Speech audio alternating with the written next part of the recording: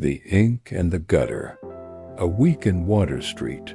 You wake not to birdsong or the chime of a mantel clock, but to the wet cough of a child 3 feet from your face, and the stench of something long dead fermenting in the walls. The mattress beneath you isn't a mattress at all, but a sack of corn husks tied with twine, damp in places you don't want to identify. Your fingers brush something sticky. You don't look. It's 1868. You are not yourself. You are nobody. A ghost in rags. A man with no past, no prospects, no name worth remembering. And that's exactly how you must stay if you're to survive the week. Your real name is Arthur Pemberton, though no one here will ever know it. Oxford educated, once a clerk in the Foreign Office, now a correspondent for the New York Tribune, and for the next 7 days, a beggar in the Fourth Ward, the festering heart of Manhattan's underworld. You've traded waistcoats for moth-eaten wool, inkwells for gutter water, and safety for a story that could get you killed. Your guide appears at dawn a wiry man named Finn, missing 2 fingers and all illusions about justice. You look like a drowned rat who lost a fight with a boot, he mutters, tossing you a crust of bread, blackened at the edges. Good. That means the disguise is working. Outside, Water Street exhales its morning breath, a fog of coal smoke, human waste, and cheap gin. The cobblestones glisten, not with rain, but with runoff from overflowing privies and slaughterhouse drains. Children barefoot, hollow-eyed dart between drunks and dock workers like rats avoiding boots. One pauses to stare at you. Not with curiosity, with calculation. Is he worth robbing? Is he dangerous? Is he dinner? Finn leads you past Tommy Hayden, Sailor S. Rest, a brothel in all but name, where men vanish after 1 too many complimentary drinks, waking weeks later aboard a whaler bound for the Arctic. You watch as a boy no older than 12 slips a drugged sailor a cup of something brown and bubbling. They call it Black Betty, Finn says. 1 sip and you're China bound before you remember your own mother's name. You want to intervene? You want to grab the boy, shake him, tell him there's another way. But Finn grips your arm. Don't. He's feeding his sister. She's got the lung rot. If he stops, she dies by Tuesday. You say nothing. You write nothing. Not yet. Because here, paper is a death sentence. A notebook means you're not who you say you are. And in Water Street, deception is the only currency more dangerous than truth. By midday, you've seen a man knifed over a loaf of bread, a woman auctioned off for the night in a backroom poker game, and a dog fight end with the losers, entrails strung across a fence like Christmas garland. But it's the quiet horrors that haunt you. The mother teaching her daughter how to sew buttons onto stolen coats.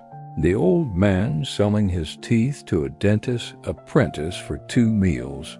The teenage girl humming a lullaby to a doll made of rags because her real baby died in the night and no one had the strength to bury it. You think this is hell?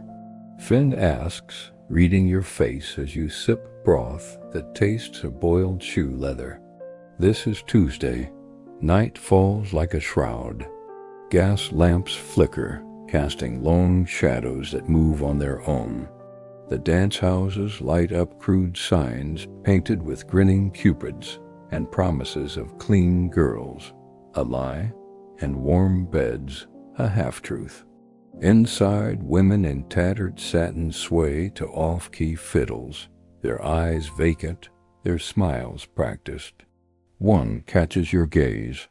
She's no older than 20, but her hands are cracked from lye soap, her neck bruised from a client's grip.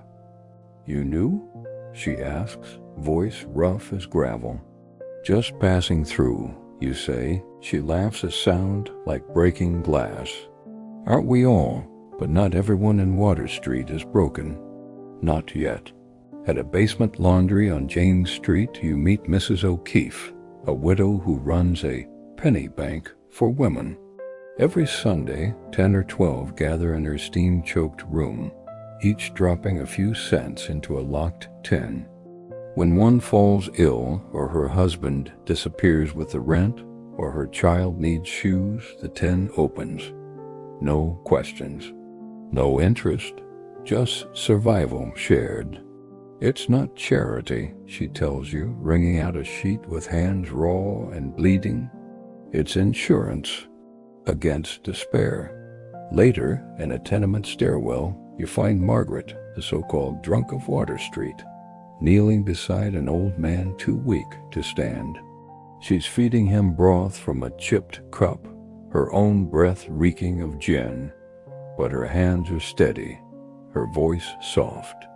"He used to read to me when I was a girl," she whispers, "before the fever took my pay, before the factory took my lungs, before. You learn that Margaret was once a school teacher in Boston, that she came to New York chasing a fiancé who vanished into the docks, that she's been sober 3 times and relapsed each time when the silence in her room grew louder than the street. She's the ward's conscience, Finn says later, lighting a stub of candle, even when she's 3 sheets to the wind. By your 5th day, you've stopped flinching at screams. You've learned to sleep through gunfire. You've eaten food you wouldn't feed a dog. And you've begun to see the pattern beneath the chaos. Water Street isn't lawless. It's governed, just not by the law, you know.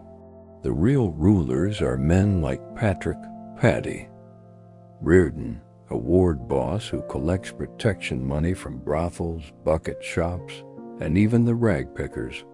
He doesn't wear a badge. He wears a silk cravat and smiles like a banker. But when he speaks, even the police listen. The city needs us, he tells you over whiskey in his backroom office, where maps of Manhattan hang beside ledgers thick with red ink. Who else keeps the Irish from killing the Germans? Who stops the gangs from burning down the docks? Who ensures the right men win elections? He leans forward. Water Street is ugly, Mr. Pemberton, but it's functional. And function beats virtue every time in this town. You want to argue. But then you remember the eviction you witnessed, 6 children thrown into the rain because a landlord's nephew wanted their room. And the silence that followed. No outrage, no protest. Just acceptance. Because in Water Street, hope is the first luxury you can't afford. On your final night, you attend a secret meeting in a church basement. No priest, no hymns, just a dozen men and women huddled around a single lamp. They call themselves the 4th Ward Mutual Aid Society. They share food, warn each other of police raids, hide runaway slaves, and bury their dead when the city won't. Their leader is Eddie Flaherty, a former dock worker with a scar across his throat from a strike-breaker's blade. We don't wait for salvation, he says, we build it. Brick by brick, neighbor by neighbor. You realize then, Water Street isn't just a slum. It's a society within a society forged in neglect, hardened by cruelty, but held together by something astonishing, care. The next morning you leave. You wash the grime from your skin in a hotel tub. You shave. You put on a clean shirt. But you can't scrub away what you've seen. Back at the Tribune, your editor reads your draft with widening eyes. This isn't journalism, he says. It's a reckoning. You publish the series in 12 parts. It shocks the city. Uptown ladies faint. Politicians denounce you. Reformers quote you in speeches. And in Water Street, nothing changes overnight. The gutters still run with filth. The dance houses reopen under new names. Tommy Hayden moves his operation to Cherry Street. But something shifts. A settlement house opens with real beds and clean water. A doctor begins offering free clinics. A group of washerwomen form a union.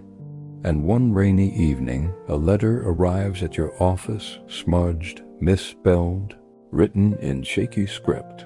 Mr. Pember, you called us people. Not vermin, not sinners, just people. That's worth more than bread. Years later, long after Water Street is paved over and renamed, you'll still dream of it. Not the violence, not the stench, but the dignity, fierce, fragile, unbroken, that flickered in every dark corner like a candle in a storm. Because in the end, you didn't just expose a slum. You bore witness to a truth the city had tried to bury. Even in hell, humanity finds a way to bloom.